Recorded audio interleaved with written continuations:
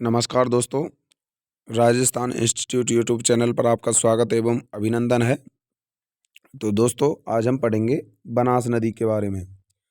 तो पिछला वीडियो जो था वो चंबल नदी के बारे में था। तो अगला जो नेक्स्ट वीडियो है वो बनास नदी के बारे में है। तो आज हम बनास नदी के बारे में बात करेंगे और इसकी प्रमुख सहायक नदियों के बारे में बात करेंगे।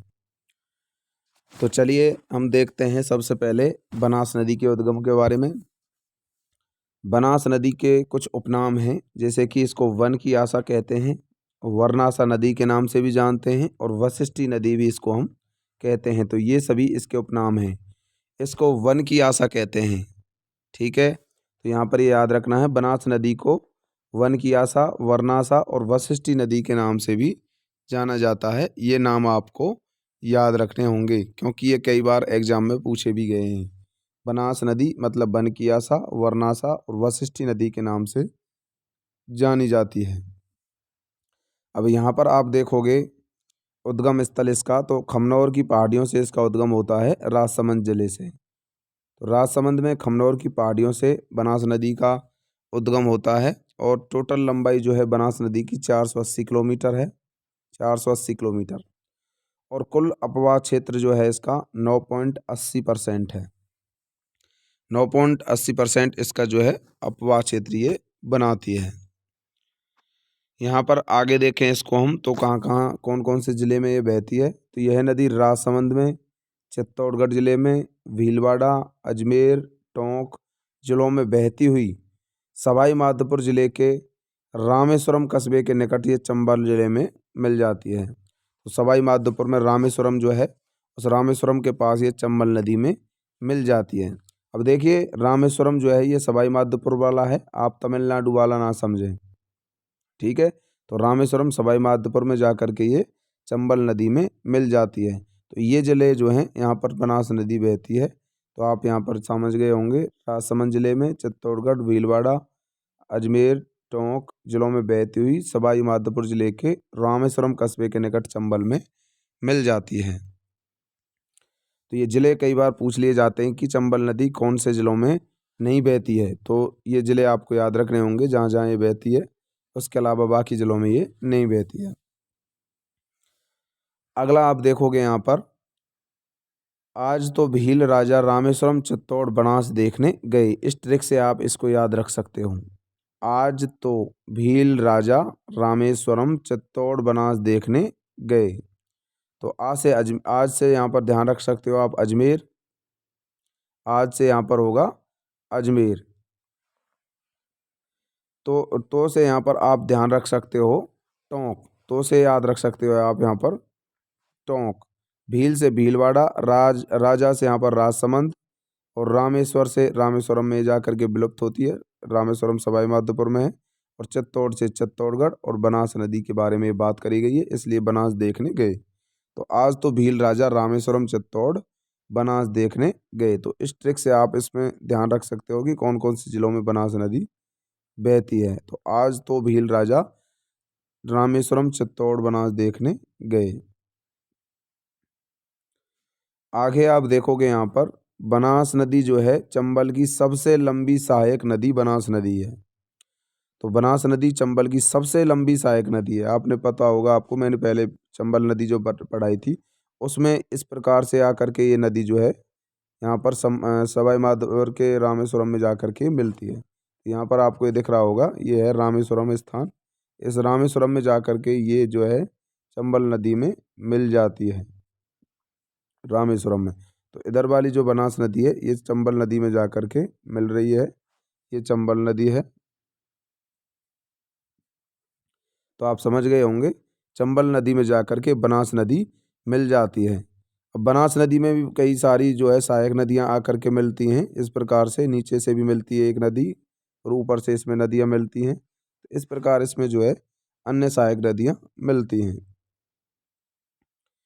तो यहाँ पर आप देखोगे चंबल नदी की सबसे लंबी सहायक नदी कौन सी है? बनास नदी चंबल की सबसे लंबी सहायक नदी है। उसके बाद बनास राजस्थान के अंदर ही अंदर बहने वाली सबसे लंबी नदी भी है। तो राजस्थान के अंदर ही अंदर बहती है, अन्य राज्यों में नहीं जाती है। इस वजह से इसे हम कहते हैं कि राजस्थान के अंदर ही अंदर बहने वाली नदियों में बनास नदी सबसे लंबी नदी है। ये राजस्थान की सीमा के अंदर ही बहती है बनास नदी। जैसे चंबल नदी तो कई राज्यों में थी, मध्य प्रदेश से निकल रही थी जनापाव की पहाड़ियों से, लेकिन ये जो बनास नदी है राजस्थान के अंदर से ही निकलती है, खमनोर की पहाड़ियों से, राजसमंद से।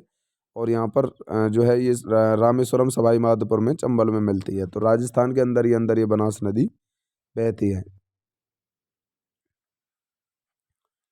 आगे आप देखोगे यहाँ पर इसमें बनास नदी के ऊपर टोंक जिले में बीसलपुर बांध बना हुआ है। ये कई बार पूछा गया है कि बीसलपुर बांध कौन सी नदी पर बना हुआ है और किस जिले में ये बांध बना हुआ है।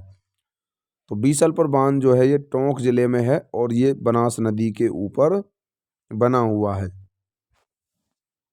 कई बार ये पूछा गया है, तो ये आपको ध्यान रखना है, ये अब की बार भी पूछा जा सकता है आपके एग्जाम में। बनास नदी के ऊपर कौन सा बांध बना हुआ है? बीसलपुर बांध बना हुआ है। और कौन से जिले में है? टोंक जिले में है। क्योंकि टोंक जिले में भी ये बनास नदी बहती है, तो वहां पर इस पर जो है बीसलपुर बांध बना दिया गया है। यह राजस्थान की सबसे बड़ी पेयजल परियोजना है। पेयजल का मतलब पीने के लिए पानी, इसका काम में लिया जाता है। तो इस परियोजना से कुछ जिले हैं जो पानी पीने के लिए पानी जो है काम में ले रहे हैं। तो वो जिले हैं, यहाँ पर आप देखोगे जाट, एक ट्रिक से आप याद रखना है, जाट, JAT, जाट। जाट से आपको याद रखना है, जे से जो है यहाँ पर जयपुर है, A से अजमेर है और T से टोंक। टोंक, जयपुर और अजमेर, ये 3 जिले जो हैं आप याद रखेंगे। ये जाट वाली ट्रिक से आपको याद रखना है कि ये 3 जिले जो हैं पीने के लिए पानी जो है इस बनास नदी से ले रहे हैं। ठीक है, टोंक, जयपुर और अजमेर। टोंक, अजमेर, जयपुर या जयपुर, अजमेर, टोंक, ये तीनों जिले आपको याद रखने हैं, जयपुर, अजमेर और टोंक, जाट। ये जाट नाम से आपको याद रखना है। इस ट्रिक से आप आसानी से याद रख सकते हो कौन कौन से 3 जिले पेयजल के रूप में जो है बनास नदी से पानी को ले रहे हैं। आगे आप देखोगे इसमें बनास नदी के अतिरिक्त पानी का प्रयोग करने के लिए सवाई माधोपुर जिले में ईसरदा बांध बनाया गया है। तो सवाई माधोपुर में ईसरदा बांध बनाया गया है इस नदी के ऊपर, जिससे कि इसका जो अतिरिक्त पानी है वो काम में लिया जा सके। तो यह आपको याद रखना है, ईसरदा बांध कहाँ पर है और कौन सी नदी पर है। तो ईसरदा बांध भी ये बनास नदी पर है और कौन से जिले में है? सवाई माधोपुर में। तो ये आपको याद रखना होगा, क्योंकि ऐसे क्वेश्चन अक्सर जो है पूछे जाते हैं। तो ये आपको याद रखना होगा। अब कुछ इसकी सहायक नदियां हैं, वो भी आपको याद रखनी होंगी। जैसे कि बात करें अपन बनास की सहायक नदियों की, मैं बात करता हूँ, वो आपको याद रखनी है। चलिए एक बार मैं आपको बता देता हूँ कौन कौन सी इसकी सहायक नदियाँ हैं। अभी तक मैंने बनास नदी के ऊपर जो 2 बांध हैं उनकी बात करी है। एक तो बीसलपुर बांध भी बना हुआ है टोंक जिले में, और ईसरदा बांध बना हुआ है बनास नदी पर सवाई माधोपुर में। अब कुछ इसकी सहायक नदियों की बात करूंगा जो कि बनास नदी में भी मिलती हैं। कौन कौन सी इसकी सहायक नदियां हैं? सहायक नदियों का मतलब, जैसे ये बनास नदी है, इसमें कुछ नदियां आकर के मिलती हैं, इनको ही हम सहायक नदियां बोलते हैं। जैसे इसमें इस प्रकार से आकर के मिलती हैं। ठीक है, तो ये आपको याद रखना है। और आगे जा कर के इस प्रकार चंबल नदी जो बह रही थी, उसमें यहाँ जा कर के सवाई माधोपुर में जो रामेश्वरम के पास मिल जाती है। तो मैं आपको बता देता हूँ सबसे पहले सहायक नदियों को। बेडच नदी, जिसे पहले आयड नदी के नाम से भी जाना जाता था, तो बेडच नदी भी बनास की सहायक नदी है, जिसे पहले आयड नदी के नाम से जानते थे।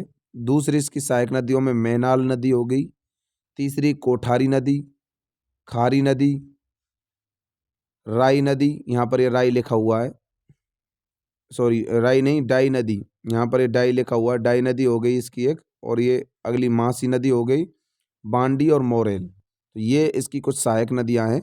बेडच नदी, जिसे आयड नदी के नाम से जाना जाता था, मैनाल नदी, कोठारी नदी, खारी नदी, डाई नदी, मासी नदी, बांडी नदी और मोरेल नदी, ये इसकी प्रमुख सहायक नदियाँ हैं। तो ये आपको याद रखनी है, कई बार पूछ लेता है कि कौन सी बनास की सहायक नदी नहीं है, या फिर कौन सी बनास की सहायक नदी है। तो उस समय आपको ये क्वेश्चन जो है पूछा जाएगा। ठीक है, इस प्रकार का जो क्वेश्चन पूछा जाएगा तो उस समय आपको ये नदियां याद रखनी होंगी, क्योंकि उस समय क्वेश्चन जो है इन्हीं नदियों की याद रहने से ही सॉल्व होगा। क्योंकि इसमें बेडच, मैनाल, कोठारी, खारी, डाई, मासी, बांडी, मोरेल, ये नदियां जो हैं आपको याद रखनी हैं, तभी आप पहचान पाओगे। तो एक तो आप याद रख सकते हो मोरेल और मैनाल, कोठारी और खारी, यहाँ पर मासी और बांडी याद रख लो, डाई याद रख लो। तो इस प्रकार इनको याद रख सकते हो। सबसे पहले मैं बात करूंगा बेडच नदी। तो बेडच नदी की मैं आपको बता देता हूँ। बेडच नदी के बारे में देखिए, ये बनास नदी है, इधर से जाकर के चंबल में जाकर के मिल रही है, ये बनास नदी है। इस बनास नदी में जो है ये खमनौर राजसमंद से यहाँ से निकल रही है। ये स्थान जो मैंने पॉइंट बनाया है ये खमनौर है। ठीक है, तो इस खमनौर से ये नदी निकलती है, आगे जाकर के इसमें जो है बेडच नदी ये नीचे से मिल रही है। ठीक है, तो नीचे से ये जो नदी मिल रही है इसमें ये है बेडच नदी। ठीक है, पहले इस नदी को आयड के नाम से कहते हैं, जानते हैं। ये बेडच नदी है, प्रारंभ में जहाँ से निकलती है गोगुंदा की पहाड़ियों से, उदयपुर जिले से निकलती है बेडच नदी। जहाँ से निकलती है गोगुंदा की पहाड़ियों से, वहाँ इसको आयड नदी के नाम से जाना जाता था। तो वहाँ इसको आयड नदी के नाम से जाना जाता है, और आगे जाकर के उदय सागर झील में जाकर के अपने पानी को गिरा देती है। उदय सागर झील से फिर आगे निकलती है, और आगे निकलने के बाद इसे बेडच नदी के नाम से जानते हैं। चलिए आपको एक बार फिर से समझाता हूँ मैं। ये जो है आपको दिख रही होगी बनास नदी, ये खमनौर की पहाड़ियों से ऊपर से निकल रही है। यहाँ पर पॉइंट बना दिया मैंने। ये स्थान जो है खमनौर है, राजसमंद का खमनौर। खमनौर मैंने बना दिया, और नीचे से ये नदी जो है गोगुंदा से निकल रही है। तो गोगुंदा में जो है गोगुंदा की पहाड़ियाँ जो हैं वहाँ से नदी निकल रही है। यहाँ पर आकर के एक झील थी, उस झील में अपना पानी गिराती हैं, उदय सागर झील इसका नाम है। इस झील से गुजरने के बाद जो है इसको बेडच कहते हैं। यहाँ आगे जाकर के इसको बेडच कहा जाता है। ठीक है, तो ये आपको ध्यान रखना है। पहले तो इसको आयड नदी कहते थे, जब ये उदय सागर झील में जो है नहीं मिली थी, उससे पहले इसको आयड नदी के नाम से जानते थे। लेकिन जब ये उदय सागर या उदयनाथ झील की बात करूं मैं, तो इसे उदय सागर झील भी कहते हैं, उदयनाथ झील भी कहते हैं। इससे गुजरने के बाद इसे बेडच नदी कहते हैं। और बाद में आगे जाकर के ये जो है भीलवाड़ा के मांडलगढ़ तहसील में जाकर, मांडलगढ़ कस्बा या तहसील जो है वहाँ जाकर के ये जो है बनास नदी में मिल जाती है। तो यहाँ पर आप देखोगे, यहाँ पर जाकर के ये जो है मांडलगढ़ में जाकर के ये बनास नदी में मिल जाती है। मांडलगढ़ सभी को पता है भीलवाड़ा में, तो मांडलगढ़ में जाकर के ये बनास नदी में मिल जाती है। तो आपको ये समझ में आ गया होगा बेडच नदी के बारे में। प्रारंभ में ये गोगुंदा, नीचे जो है यहाँ गोगुंदा की पहाड़ियाँ हैं उदयपुर में, तो वहाँ से निकल रही है, और गोगुंदा की पहाड़ियों से निकलने के पश्चात आगे जाकर के उदयनाथ झील है, उससे गुजरती है। उसके पश्चात इसे बेडच के नाम से जानते हैं, और आगे जाकर ये मांडलगढ़ कस्बे के पास जो है भीलवाड़ा में ये बनास नदी में मिल जाती है। तो आगे आप देखोगे यहाँ पर इसमें यही लिखा हुआ है बेडच नदी, इसका उद्गम जो है गोगुंदा की पहाड़ियों से होता है, उदयपुर से।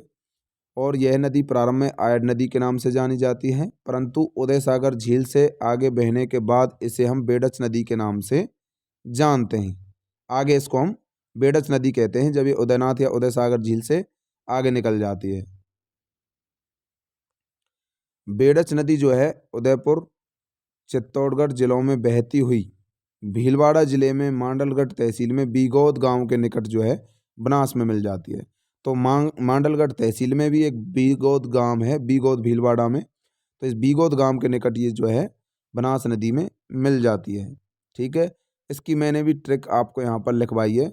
बीबी मांडले, बीबी मांडले का मतलब जो है बनास नदी में मिल जाती है बेडच नदी। बी का मतलब है यहाँ पर बेडच, और बी का मतलब बीगौद, और मांडले का मतलब मांडलगढ़।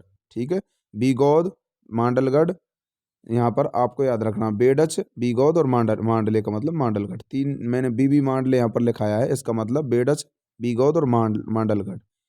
ये तीन बातें आपको याद रखनी है। बीगौद गांव हो गया, और एक बी का मतलब बेडच नदी हो गया, एक बी का मतलब बीगौद गांव में जाकर के मिलती है, और मांडले का मतलब मांडलगढ़ तहसील में। ठीक है, और वहाँ जाकर के बनास नदी में मिल जाती है। तो ये आपको याद रखना है। अब यहाँ पर आपको मैं बता देता हूँ, जब ये बनास नदी जो है इसमें नीचे से आकर के जो बेड़च नदी मिल रही थी, ठीक है, उदयनाथ झील से गुजर रही थी, और यहाँ पर एक चित्तौड़गढ़ का किला भी बना हुआ है, ठीक है, इसके पास में एक चित्तौड़गढ़ का जो है किला भी बना हुआ है। आगे आप देखोगे, आयड नदी के किनारे प्राचीन ताम्रयुगीन सभ्यता आहट सभ्यता के अवशेष भी प्राप्त हुए हैं। तो सभी को पता है आहट सभ्यता कहाँ की है, ये उदयपुर की है, और एक ताम्रयुगीन सभ्यता है, ठीक है।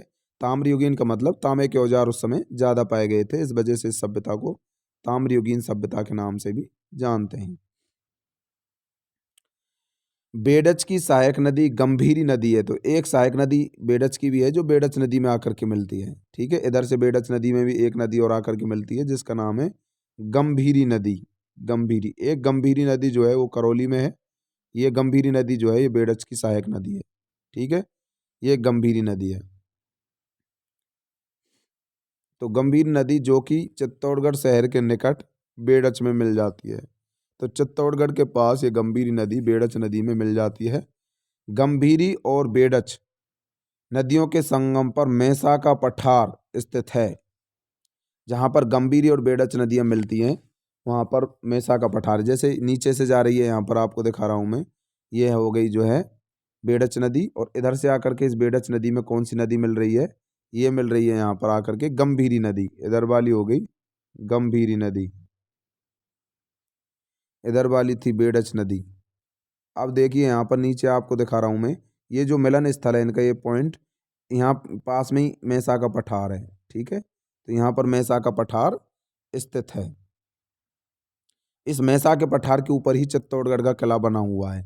ये जो मैंने त्रिभुज जैसी आकृति बनाई है, यहाँ पर जो है ये चित्तौड़गढ़ का किला है, मैसा के पठार के ऊपर ये बना हुआ है। तो ये बात आपको ध्यान रखना है।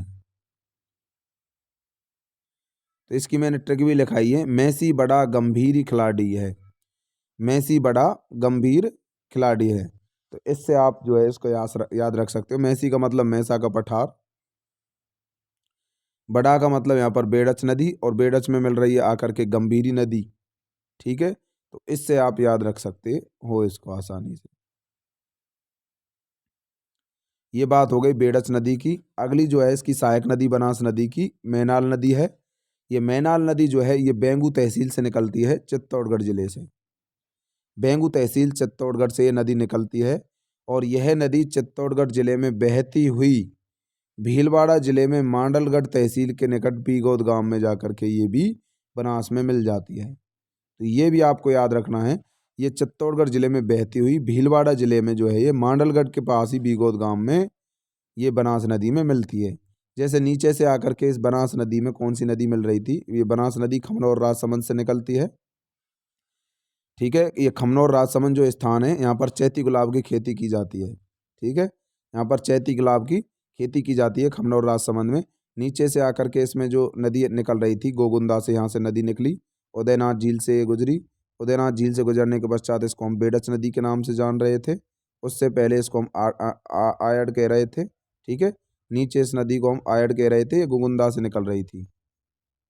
उसके बाद इसमें गंभीरी नदी आकर के मिली। गंभीरी नदी यहाँ पर मिली मैसा के पठार के पास। ये गंभीरी नदी यहाँ पर आकर के इसमें मिल गई।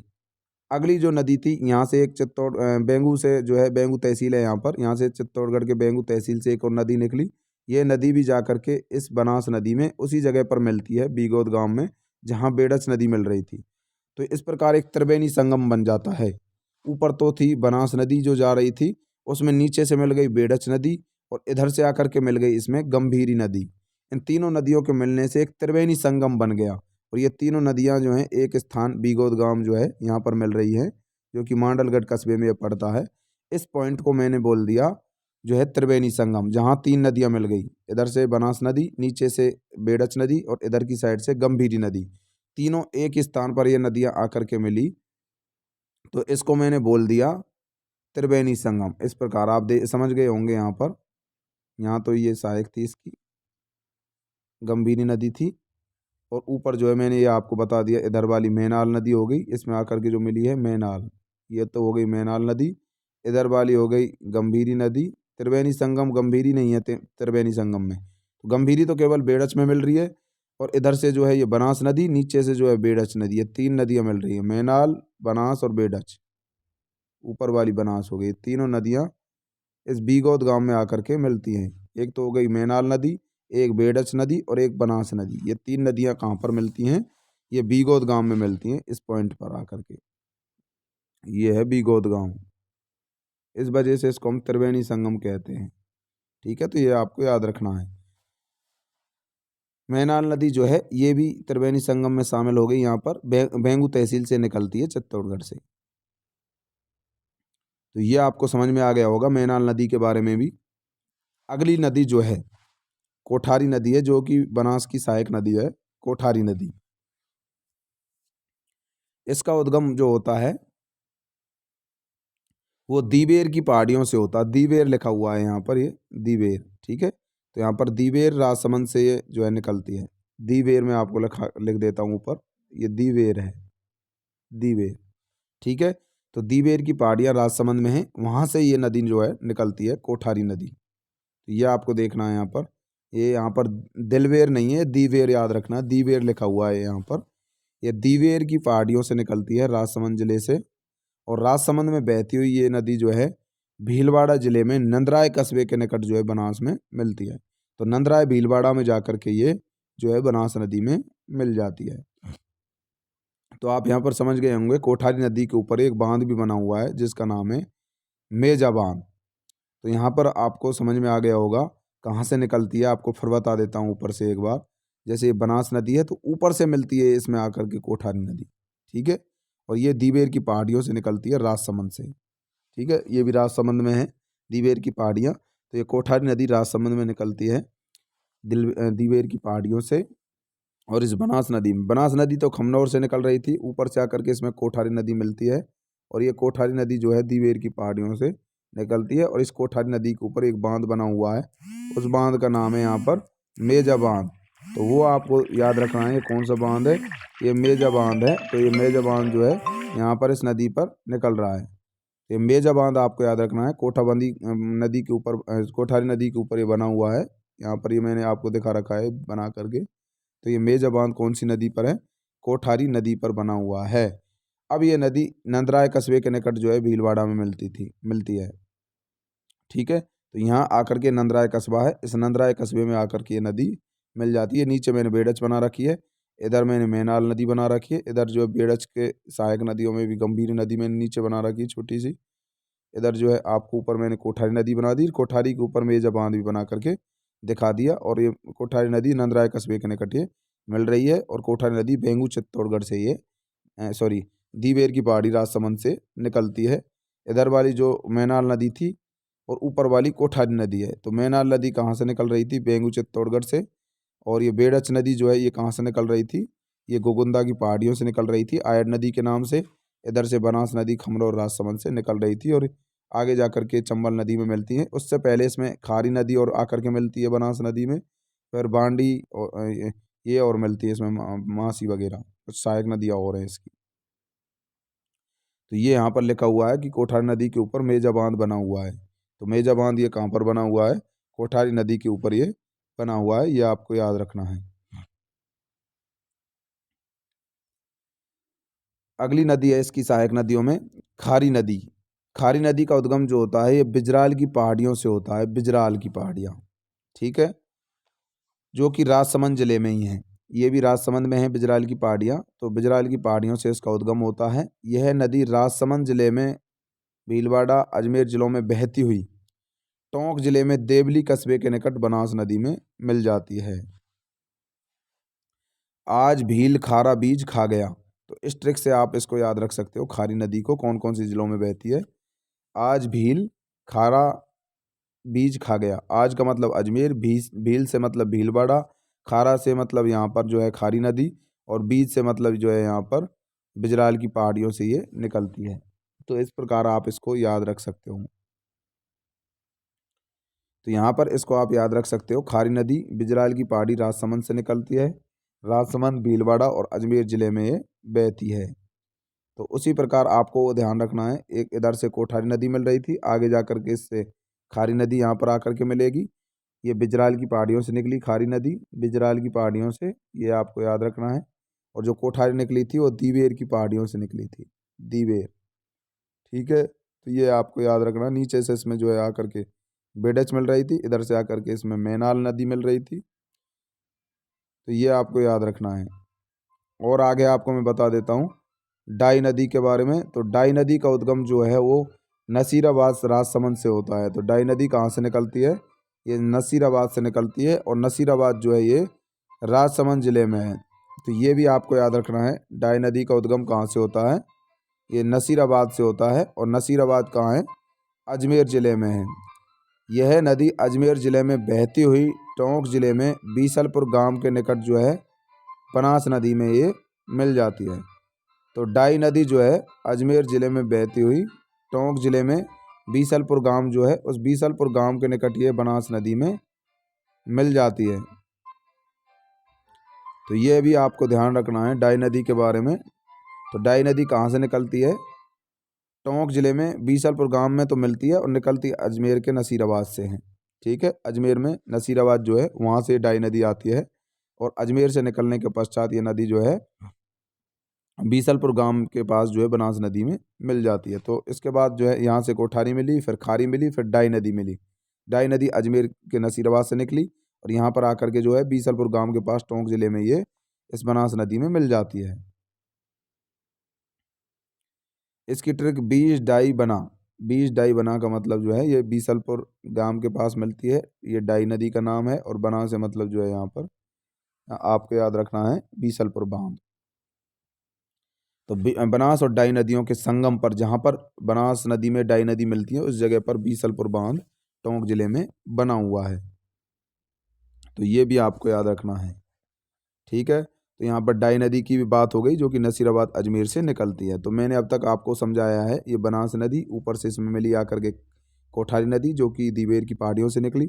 अगली नदी इसमें आकर के मिली जो है, यहाँ पर आपको दिख रहा होगा ऊपर से आकर के इसमें कौन सी नदी मिली? खारी नदी मिली, बिजराल की पहाड़ियों से निकली। उससे अगली नदी मिली इसमें आकर के डाई नदी। ठीक है, तो डाई नदी जो है ये टोंक ज़िले के पास जा कर के मिल जाती है। और यहाँ पर इस पर जो है बीसलपुर बांध बना हुआ है, पास में ही यहाँ पर संगम स्थल पर ही बीसलपुर बांध बना हुआ है। और इधर से खमनौर की पहाड़ियों से बनास नदी निकली थी, इधर आकर के इसमें बेडच नदी मिली थी, इधर से आकर के इसमें मैनाल नदी मिली थी। तो यहाँ तक आपको समझ में आ गया होगा। इससे अगली नदी इसमें मासी नदी आकर के मिलेगी। ये जो लास्ट वाली मैंने बनाई है ये डाई नदी है, और डाई से अगली जो है इसमें आएगी मासी नदी। डाई नदी ये नसीराबाद से निकली थी अजमेर से, और टोंक में जाकर के मिली थी। इससे अगली नदी यहाँ पर आएगी मासी नदी की हम बात करेंगे। मासी नदी। तो मासी नदी की अब मैं बात करने वाला हूँ, जो कि किशनगढ़ अजमेर से निकलती है, और यह नदी अजमेर ज़िले में बहती हुई टोंक शहर के निकट ये बनास में मिल जाती है। तो ये भी टोंक के पास जाकर के मिल जाती है, जैसे डाई नदी मिली थी टोंक के पास ही जाकर के डाई नदी मिली थी बीसलपुर बांध जहाँ पर बना हुआ था। और उसके बाद हम बात करेंगे हम बांडी नदी। तो यहाँ पर आपको मासी नदी तक याद रखना है। मासी नदी किशनगढ़ अजमेर से, डाई और मासी के बाद जो है अगली नदी आएगी बांडी नदी। चलिए एक बार फिर से आपको समझा देता हूँ। बनास नदी है खमनौर राजसमंद से निकलती है, ऊपर से आकर के इसमें कोठारी नदी मिलती है, फिर आकर के इसमें खारी नदी मिलती है, फिर आकर के इसमें जो है यहाँ पर डाई नदी मिलती है, जो कि नसीराबाद अजमेर से आती है। ऊपर से फिर एक और नदी आकर के मिलती है इसमें, उसका नाम है मासी नदी। ये डाई नदी भी टोंक में थी, टोंक में मिली थी, और ये मासी नदी भी टोंक में मिली है। उसके बाद अगली नदी आएगी बांडी नदी। ठीक है, नीचे से मैंने आपको यहाँ पर समझाया था, ये आयड नदी निकली थी, उदयनाथ झील से गुजरने के पश्चात इसको बेडच कहा जाता था। इसकी एक सहायक नदी थी जो मेसा के पठार के आसपास इसमें मिल रही थी बेडच नदी में, उसका नाम था गंभीरी नदी। और तीनों नदियों का मिलकर के एक संगम बना था, वहाँ मैनाल नदी थी।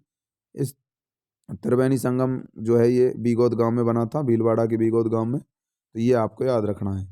अगली नदी के बारे में हम बात करेंगे, पूरी जो है बनास नदी बन रही है। ठीक है, और ये आगे जा करके रामेश्वरम में मिलेगी, सवाई माधोपुर में चंबल नदी में। तो उससे पहले इसमें आपको मैं बता देता हूँ बांडी नदी के बारे में। तो इसकी सहायक नदी है बांडी नदी, जिसका उद्गम जो होता है आमलोद सामलोद की पहाड़ी जो है ये जयपुर ज़िले में है। ठीक है, तो आमलोद सामलोद की पहाड़ियों से बांडी नदी का उद्गम हुआ था। उद्गम का मतलब जिस जगह से निकलती है। तो आमलोद सामलोद की पहाड़ियों से जो है ये बांडी नदी निकली है और जयपुर जिले में बहती हुई ये नदी जो है टोंक शहर के निकट बनास में ये मिल जाती है। तो ये भी टोंक के पास जाकर के बनास नदी में मिल जाती है और जयपुर जिले में ये नदी जो है बांडी नदी बहती है। आमलोद सामलोद की पहाड़ियों से ये निकलती है। तो ये जयपुर से निकलती है। उसके बाद मैं बात करूंगा अगली नदी के बारे में जो कि मोरेल नदी है। तो उससे पहले एक बार फिर समझा देता हूँ बनास नदी कहाँ से निकलती है। इस पॉइंट से निकलती है। इसका ये स्थान है खमनौर। तो खमनौर जो है राजसमंद में है। यहाँ से निकलने के पश्चात यह नदी थोड़ी आगे बहती है। नीचे से इसमें आकर के बेडच नदी मिलती है। ठीक है, इधर से आकर के इसमें जो है आपको दिख रही होगी, यहाँ पर मैनाल नदी आती है। ये मैनाल नदी है नीचे बनाई है जो मैंने। इधर वाली जो है ये बेडच नदी थी। ये बीगौद गांव में आकर के मिलती हैं। फिर ये आगे चलती है तो ऊपर से इसमें आकर के कोठारी नदी मिलती है। ठीक है, कोठारी नदी मिलती है और आगे चलती है तो फिर इसमें खारी नदी मिलती है जो कि बिजराइल की पहाड़ियों से निकली थी खारी नदी। और जो कोठारी थी ये दीवेर की पहाड़ियों से निकली थी। उसके बाद अगली नदी इसमें आकर के मिलती है डाई नदी जो कि किशनगढ़ अजमेर से निकली थी। उसके बाद अगली नदी किशनगढ़ अजमेर से निकली थी और इस पर जो है यहाँ पर एक बांध भी बना हुआ है। यहाँ पर ये टोंक जिले में ये मिल जाती है जाकर के। उसके बाद अगली नदी जो है मासी नदी आती है, वो भी अजमेर से निकलती है। उसके बाद ये अगली नदी जो आई है बांडी नदी आई है और ये बांडी नदी आमलोद सामलोद की पहाड़ियों से निकलती है और टोंक शहर के पास ये बनास में मिल जाती है। अब उसके बाद एक नदी और आएगी आगे से ऊपर से, वो आएगी मोरेल नदी। ठीक है, तो ये मोरेल नदी आएगी अगली, उसके बारे में हम बात करेंगे। तो मोरेल नदी जो है ये इसको मोरचाक के नाम से भी जाना जाता है। ठीक है, तो मोरेल नदी को मोरचाक नदी के नाम से भी हम जानते हैं और इसका उद्गम जो होता है ये जो है चाकसू से होता है। जयपुर जिले में चाकसू है, तो चाकसू से इसका उद्गम होता है, चाकसू जयपुर से। मोरेल नदी जो है जयपुर दौसा जिलों में बहती है और बहती हुई सवाई माधोपुर में बनास नदी में जाकर के मिल जाती है। तो सवाई माधोपुर में जाकर के ये मिलती है बनास नदी में मोरेल नदी। ठीक है, तो यहाँ पर ये पुर लिखा हुआ है सवाई माधोपुर के बाद, यहाँ पर पीछे रह गया था, वहाँ जगह नहीं थी, इस वजह से यहाँ पर लिख दिया आगे। तो सवाई माधोपुर में जाकर के बनास नदी में मिल जाती है। अब कुछ इसकी भी सहायक नदियाँ हैं मोरेल नदी की, जैसे कि ढूंढ हो गई, यहाँ पर आप देखोगे काली सिल नदी हो गई। तो ये भी इसकी कुछ अन्य सहायक नदियाँ हो जाती हैं। तो यहाँ पर आपको याद रखना है ढूंढ नदी और काली सिल नदी ये जाकर के इसमें मिल जाती हैं। तो ये कुछ अन्य सहायक नदियाँ हैं। काला मोर ढूंढ लिया, इससे आप याद रख सकते हो। काला से यहाँ पर काली सिल नदी, मोर से यहाँ पर मोरेल नदी, ढूंढ से मतलब ढूंढ नदी। ठीक है, तो ये मोरेल की सहायक नदियाँ हैं जो मोरेल नदी में जाकर के मिलती हैं। एक तो काली सिल नदी, ढूंढ नदी। ठीक है, तो ये आपको याद रखनी है। अब मैं एक बार फिर आपको बता देता हूँ बनास नदी खमनौर से निकलती है। आगे जाकर के नीचे से आकर के इसमें एक नदी आती है जो कि गोगुंदा की पहाड़ियों से निकलती है जिसे आयड कहते हैं और इसके बाद उदयनाथ झील से गुजरती है। गुजरने के पश्चात इसको बेडच कहते हैं। इस बेडच नदी में यहाँ आकर के एक नदी मिलती है जिसे गंभीरी नदी कहते हैं और यहाँ पर मैसा का पठार बना हुआ है जहाँ पर ये गंभीरी नदी बेडच में मिलती है। उसके बाद हम बात करते हैं ये एक नदी और आकर के इस त्रिवेणी संगम का निर्माण करती है जिसका नाम है मैनाल नदी। यहाँ पर बीगौद गांव भीलवाड़ा में मांडलगढ़ कस्बे के पास ये जो है मिल जाती है और तीनों का त्रिवेणी संगम बन जाता है। फिर ऊपर से आकर के इसमें कोठारी नदी मिलती है जो कि दीवेर की पहाड़ियों से राजसमंद से निकलती है और नीचे आकर के यहाँ पर ये मिल जाती है नंदराय कस्बे के पास। फिर आगे आकर के इसमें कोठारी नदी आती है जो कि बिजराइल की पहाड़ियों से ये निकलती है राजसमंद जिले से। ये भी आकर के ये यहाँ पर मिल जाती है। उसके बाद जो है यहाँ पर आकर के इसमें डाई नदी मिलती है। डाई नदी के बाद जो है डाई नदी नसीराबाद अजमेर से निकलती है। उसके पश्चात टोंक जिले के आसपास ये मिल जाती है बनास नदी में। और उसके बाद अगली नदी आती है मासी नदी। ये भी अजमेर से निकलती है और ये भी टोंक के आसपास मिल जाती है। उसके बाद मैं बात करूं अगली नदी के बारे में, उसके बाद एक नदी और आती है उसका नाम है बांडी नदी। तो ये भी निकलती है और उसके बाद जो है यहाँ पर आगे मैंने इसमें बताया आपको एक नदी और आती है, वो भी इसमें आकर के जयपुर से निकलती है आमलोद सामलोद की पहाड़ियों से और आकर के ये बनास नदी में मिल जाती है। फिर मोरेल नदी आती है। मोरेल नदी भी जो है चाकसू जयपुर से निकलती है और इसमें मिल जाती है। तो ये आपको याद रखना है कुछ सहायक नदियों के नाम जो इसमें मिलती हैं। आगे जा कर के ये चंबल नदी जो बह रही थी नीचे से, उस चंबल नदी में जा कर के रामेश्वरम के पास जा कर के ये मिल जाती है। तो वहाँ भी जा कर के इनमें त्रिवेणी संगम ये बन जाता है। तो दो त्रिवेणी संगम यहाँ पर बनते हैं। एक तो इसमें आकर के जो है ये चंबल नदी बह रही थी, इधर से इसमें आकर के जो है बनास नदी मिलती है, और यहाँ पर आकर के एक नदी के बारे में और बताऊंगा मैं आपको, तो वहाँ जा कर के त्रिवेणी संगम बनेगा। उससे पहले मैं आपको बता देता हूँ चंबल की भी कुछ अन्य सहायक नदियाँ थी, जैसे कि मेज नदी, कुराल नदी। तो ये भी इसकी सहायक नदियाँ थी चंबल की, बनास की नहीं। अब मैं बात कर रहा हूँ चंबल की कुछ अन्य सहायक नदियाँ। पहले भी मैंने आपको चंबल की सहायक नदियाँ पढ़ा दी हैं, लेकिन कुछ अन्य और बच गई हैं, तो उनके बारे में मैं बात करता हूँ। तो मेज नदी जो है ये मांडलगढ़ से निकलती है, भीलवाड़ा से, और भीलवाड़ा जिले में बहती हुई बूंदी शहर के निकट ये चंबल में मिल जाती है। तो मांडलगढ़ भीलवाड़ा से निकल करके और उसके पश्चात बूंदी शहर के पास चंबल नदी में ये मिल जाती है मेज नदी। उसके पश्चात थी कुराल नदी, जो कि ऊपर माल की पहाड़ियों से निकलती है और बूंदी जिले में बहती हुई ये भी चंबल में मिलती है। ठीक है, तो ये भी बूंदी में जा कर के मिल जाती है चंबल नदी में। कुराल नदी कहाँ से निकलती है? ऊपर माल के पठार से ये निकलती है। मेज नदी मांडलगढ़ से निकली थी, कुराल नदी ऊपर माल के पठार से निकलती है, और ये चंबल में मिलती है दोनों, मेज और कुराल। उसके पश्चात जो थी यहाँ पर मैंने आपको बताई थी बामनी नदी। बामनी नदी जो है ये हरिपुरा गांव से निकली थी चित्तौड़गढ़ जिले में, और भैंसरोडगढ़ के पास जाकर के चंबल में मिली थी। चंबल और बामनी नदियों के संगम पर भैंसरोडगढ़ का किला बना हुआ था, ये मैंने आपको बताया था। बामनी नदी को हम ब्राह्मणी नदी के नाम से भी जानते हैं, जो कि ये भी चित्तौड़गढ़ से निकली थी हरिपुरा गांव से, और भैंसरोडगढ़ चित्तौड़गढ़ के पास ये चंबल नदी में मिल गई थी। चंबल और बामनी नदियों के संगम पर भैंसरोडगढ़ का किला बना हुआ है। ये बहुत ज़्यादा इंपॉर्टेंट नदी है बामनी नदी, जो कि चंबल की सहायक नदी है। ये चित्तौड़गढ़ से निकलती है हरिपुरा गांव से, और भैंसरोडगढ़ चित्तौड़गढ़ के पास ये जो है इसमें मिल जाती है चंबल नदी में। ठीक है, ये तो बाईं ओर से मिली थी। अब इसमें दाईं ओर से भी कुछ नदियाँ मिली हैं चंबल में, तो वो मैं आपको बता देता हूँ। ये मैंने हालांकि पहले भी आपको पढ़ाती थी, लेकिन फिर भी मैं आपको एक बार फिर से बता देता हूँ।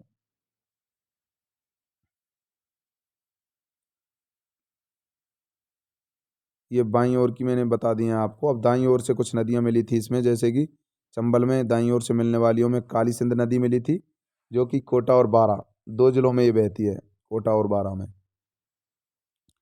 काली सिंध नदी का उद्गम जो है बागली गांव से हुआ था, देवास मध्य प्रदेश में पड़ता है, और मध्य प्रदेश से ये नदी निकली है।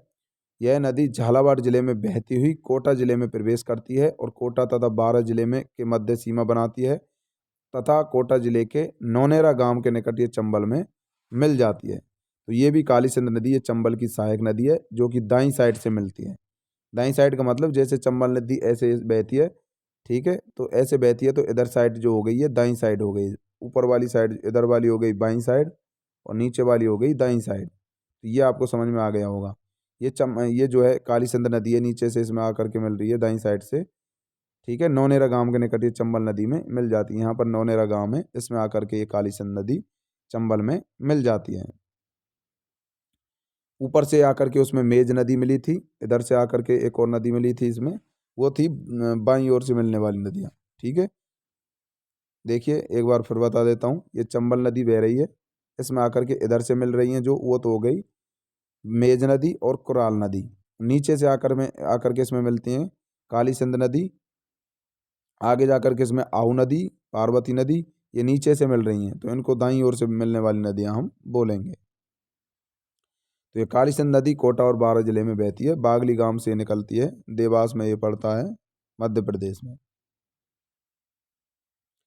काली सिंध की सहायक नदियां जो हैं वो हैं आहू नदी और परवन नदी। ये काली सिंध में मिल जाती हैं, जैसे ये चंबल ये बह रही थी, नीचे से इसमें काली सिंध मिल रही थी, तो काली सिंध में भी आकर के मिलती हैं। जैसे इधर से आहू नदी मिल गई, एक इसमें मिलती है परवन नदी मिल गई। तो इस प्रकार से आपको ये याद रखना है।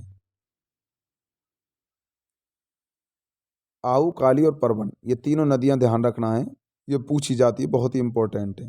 तो काली सिंध नदी की ये सहायक नदी हैं आहू नदी और परवन नदी।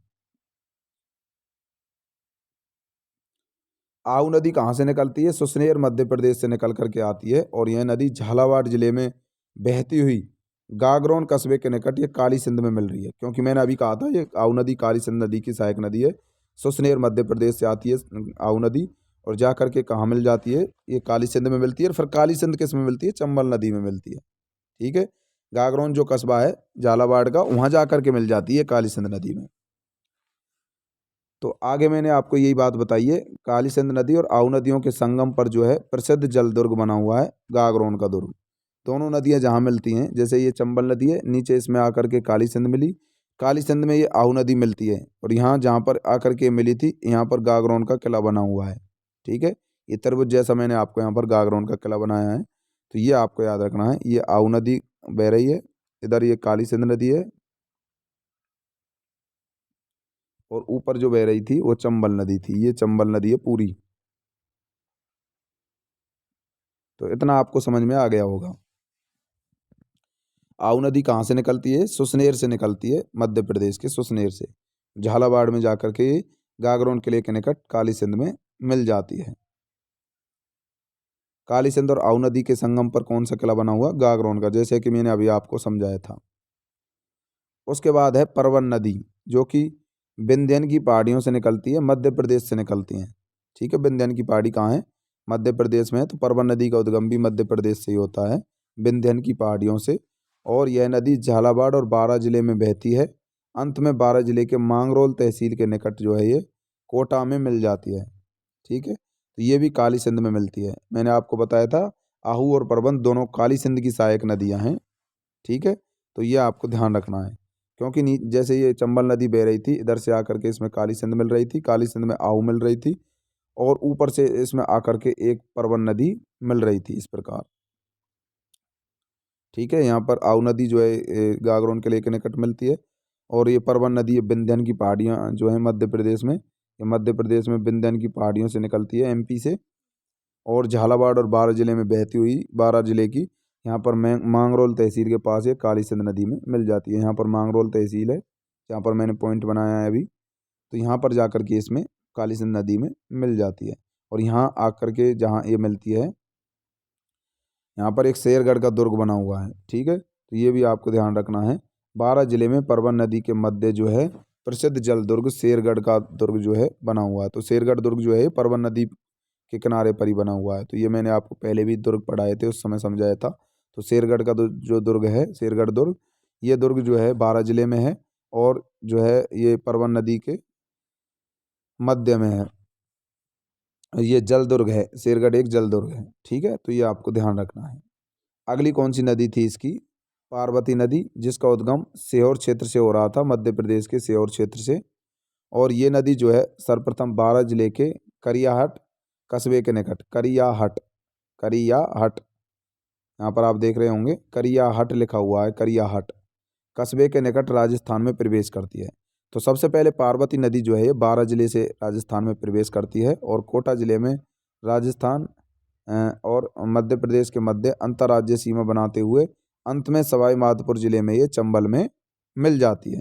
ठीक है, तो ये राजस्थान और मध्य प्रदेश के मध्य कुछ सीमा बनाती हुई बहती है। ठीक है, दोनों की सीमा बनाती हुई बहती है कौन सी नदी, पार्वती नदी, ये पूछा जाता है। तो राजस्थान और मध्य प्रदेश के मध्य सीमा बनाती हुई कौन सी नदी बहती है, पार्वती नदी ये बहती है। और सबसे पहले ये बारां जिले में प्रवेश करी थी, करियाहट कस्बे में। ठीक है, तो ये आपको याद रखना है। तो पार्वती नदी भी मध्य प्रदेश से निकली थी। ज़्यादातर जो चंबल नदी में मिलने वाली नदियाँ हैं, वो चंबल नदी में मिलने वाली सहायक नदियाँ, वो सभी मध्य प्रदेश से निकलती हैं। ठीक है, तो पार्वती नदी भी जो है ये सीहोर मध्य प्रदेश से निकली थी, और सबसे पहले बारां जिले में प्रवेश करी थी राजस्थान में, करियाहट कस्बे के निकट। और उसके पश्चात कोटा जिले में राजस्थान और कोटा जिले में जा करके राजस्थान और मध्य प्रदेश के मध्य सीमा बनाती हुई बहती है। उसके बाद मैं यहाँ पर बात करता हूँ पार्वती राजस्थान में चंबल की सबसे पूर्वी सहायक नदी, पूर्वी का मतलब जो दाईं साइड से मिल रही है। ठीक है, तो सबसे पूर्वी सहायक नदी आपसे पूछा जाए तो पार्वती नदी जो है राजस्थान में बहने वाली चंबल की सबसे पूर्वी सहायक नदी है। देखिए एक बार फिर समझा देता हूँ, ये चंबल नदी बह रही है, नीचे से आकर के इसमें काली सिंध मिली, काली सिंध में इधर से आहू मिली, इधर से परवन मिली, आगे जाकर के इसमें जो है ये पार्वती नदी मिलेगी। ठीक है, तो ये पार्वती नदी आपको ध्यान रखना है, ये भी जो है आपको मध्य प्रदेश से मिलेगी, सीहोर क्षेत्र से निकलती है। इधर से आकर के इसमें जो है मेज नदी, कुराल नदी ये मिली थी ऊपर साइड से आकर के, जो कि पश्चिमी साइड हम जिसको बोलते हैं, इधर वाली पश्चिमी हो गई और इधर वाली हो गई पूर्वी। मतलब पश्चिमी वाली तो हो गई बाईं साइड और इधर वाली हो गई दाईं साइड, पूर्वी वाली। तो ये आपको ध्यान रखना है यहाँ पर आकर। अब देखिए, मैंने आपको बताया था जब ये चंबल नदी आगे बहती है तो ये यमुना नदी में जा कर के मिलती है, और इधर से इसमें बनास नदी आकर के चंबल में मिलती है, तो वो भी आपको ध्यान रखना है। तो अगली मैं आपको बताता हूँ बाणगंगा नदी। यहाँ पर आकर के जो है एक नेक्स्ट नदी आ जाएगी बाणगंगा नदी। तो उससे पहले मैं आपको बता देता हूँ, जो नदियाँ मैंने अब तक आपको पढ़ाई हैं वो नदी आपको याद रखनी है। उससे अगली नदी जो है ये बाणगंगा नदी, कुछ अन्य नदियाँ जो हैं उनके बारे में मैं बात करने वाला हूँ। तो ये नदी आपको याद रखनी होंगी। तो यहाँ आज आकर के आपकी चंबल नदी, बनास नदी, ये सभी मैंने आपको पढ़ा दिए हैं। तो आप सभी को ये याद रखनी होंगी क्योंकि बहुत ही महत्वपूर्ण नदियाँ हैं। चंबल नदी की जानकारी भी मैंने आपको पहले दे दी थी, अब इसकी कुछ सहायक नदियाँ बता दी। तो मैंने आपको यही बताया था बंगाल की खाड़ी में गिरने वाली नदियों के बारे में। तो बंगाल की खाड़ी में गिरने वाली नदियाँ चल रही थी अपनी राजस्थान की नदियों में। सबसे पहले मैंने आपको बताई थी बंगाल की खाड़ी में गिरने वाली नदियाँ। बंगाल की खाड़ी में गिरने वाली नदियों की कौन कौन सी नदियाँ हैं? चंबल नदी, बनास नदी, ये दोनों नदियाँ मैंने आपको पढ़ा दी हैं जो कि बंगाल की खाड़ी में जा कर के गिरती हैं। उसके पश्चात कुछ नदियों की और मैं बात करूँगा, फिर उसके पश्चात अरब सागर में गिरने वाली नदियों की मैं बात करूँगा। तो ये बनास नदी और चंबल नदी जितनी भी इसकी सहायक नदियाँ हैं, इन सभी को आपको ध्यान रखना है। ये जो हैं पूछी जाती हैं, बहुत ही इम्पोर्टेंट हैं, और इनके उद्गम स्थान पूछे जाते हैं, कहाँ से इनका उद्गम होता है और कहाँ जा कर के नदी में मिलती हैं, ये बातें पूछी जाती हैं आपसे। कई एग्जाम में पूछी भी गई हैं। तो आप पिछले एग्जाम्स के क्वेश्चन करोगे तो आपको समझ में आ जाएगा कि किस प्रकार के क्वेश्चन इन नदियों से पूछे जा रहे हैं। मैक्सिमम क्वेश्चंस की बात करूँ मैं, 99% क्वेश्चंस ये मेरी नोट्स से आएंगे। आप इनको लगातार पढ़ते रहें और आसानी से जो है अपनी सफलता को प्राप्त करें। तो आज के लिए बस इतना ही। तो यहाँ पर जो है ये गंभीरी नदी और बाणगंगा नदी ये और बची हैं। उसके पश्चात अरब सागर में गिरने वाली हम नदियों को पढ़ेंगे। चलिए, उससे पहले मैं बात करूँ बाणगंगा नदी की, तो ये छोटी सी नदी है, इसको भी मैं आपको चलिए आज ही पढ़ा देता हूँ। बाणगंगा नदी को हम रुंडित नदी के नाम से भी जानते हैं। क्यों जानते हैं? क्योंकि ये नदी बहती है और बहती हुई जो है ये विलुप्त हो चुकी है। अब तो ये विलुप्त हो चुकी है, इस वजह से इसको जो है रुंडित नदी कह देते हैं हम। ये विराटनगर से निकलती है, जयपुर जिले के विराटनगर से, और यह नदी जयपुर में, दौसा में और भरतपुर जिलों में बहती हुई उत्तर प्रदेश में जाकर के ये यमुना नदी में मिल जाती है। ठीक है, तो कहाँ से निकलती है नदी? जयपुर से आती है, जयपुर से दौसा, दौसा से भरतपुर, भरतपुर से उत्तर प्रदेश। आप मैप में देखोगे तो सीधा आपको दिख जाएगा जयपुर, जयपुर से निकल करके दौसा जाएगी और दौसा से भरतपुर आ जाता है आगे। भरतपुर के बाद जो है भरतपुर से यूपी लग जाता है, भरतपुर की सीमा के पास यूपी है, यूपी में जाकर के ये जो है यमुना नदी में मिल जाती है। तो ये आपको ध्यान रखना है।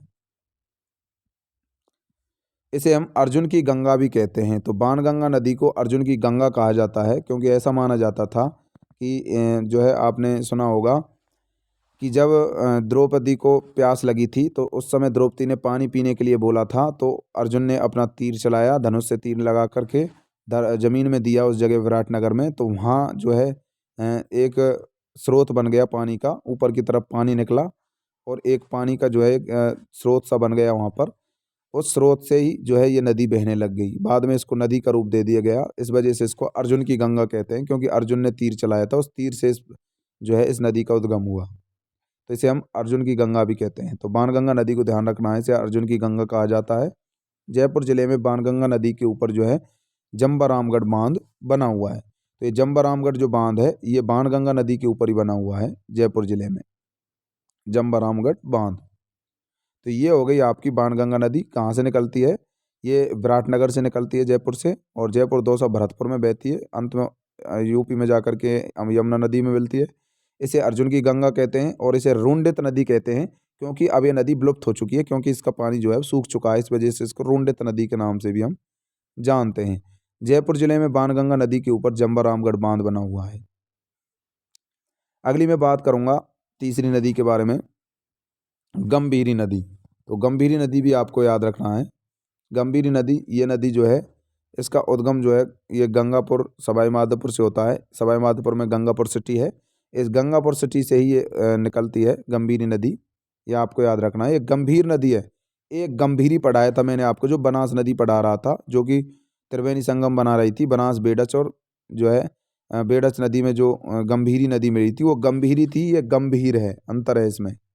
वो गंभीरी नदी थी जो बेडच में मिल रही थी, लेकिन ये नदी जो है अलग है, गंभीर नदी,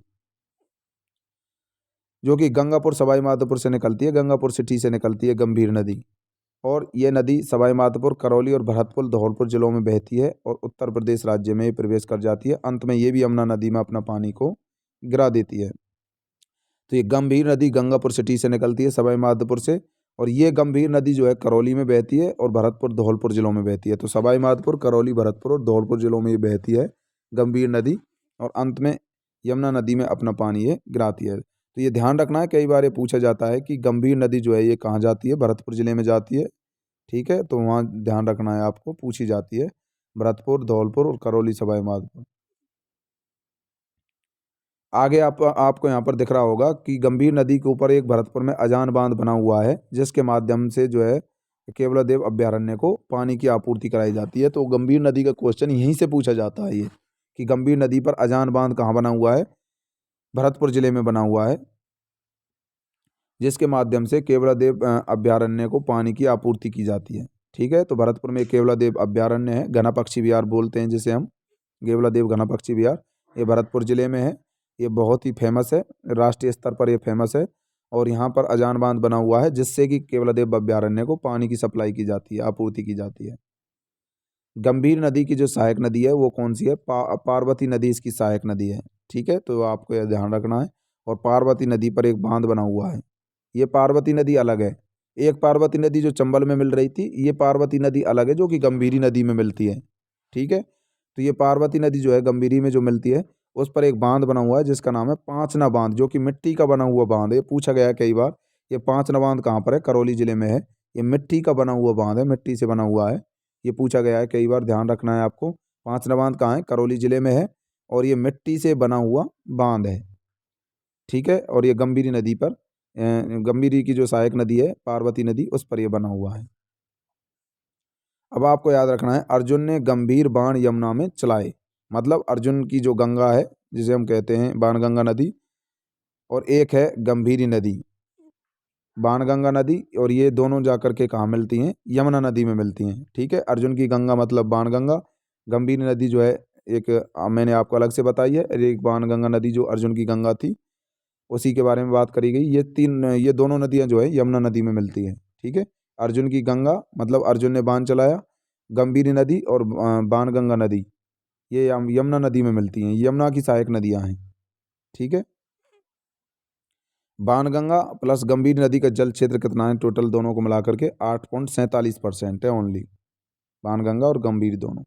इसके बाद नेक्स्ट वीडियो में मैं बात करूंगा अरब सागर में मिलने वाली महत्वपूर्ण नदियों के बारे में। तो आशा करता हूं कि ये वीडियो आपको पसंद आया होगा। धन्यवाद।